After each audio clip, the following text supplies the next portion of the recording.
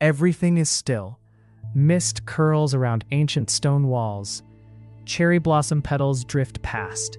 Inside the meditation hall, Bodhi sits in lotus position, glowing faintly. Candles surround him. He looks luminous, serene, almost enlightened. Extreme close-up. A tiny speck of dust drifts in a sunbeam through the window, floating slowly toward Bodhi's nose. Dramatic and playful. Bodhi's enormous sneeze erupts. A gong falls over. Birds scatter from the eaves. A distant goat appears. Everything is disrupted, yet somehow joyful. Bodhi opens one eye, then the other. His expression is pure devastation, like someone who has just knocked over a very expensive vase. 3 days earlier, the monastery courtyard, Bodhi sweeps enthusiastically. The abbot shuffles past with enormous eyebrows raised. Days and nights cycle around Bodhi, who barely moves. Sun rises and sets. Moon appears. He becomes more and more luminous.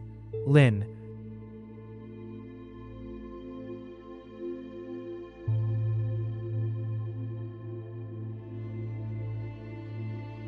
Yet Lin, tiny, curious, sandals too big, peeks around the doorframe of the meditation hall. Enormous eyes, looking at Bodhi with pure curiosity. Old Tao lumbers into the corridor, rumpled and drowsy but beaming. The sneeze saved him from walking into a dream pond. He holds a breakfast bun. The abbot sits beside Bodhi on the meditation hall floor. Lin sits cross-legged between them. Morning light fills the room.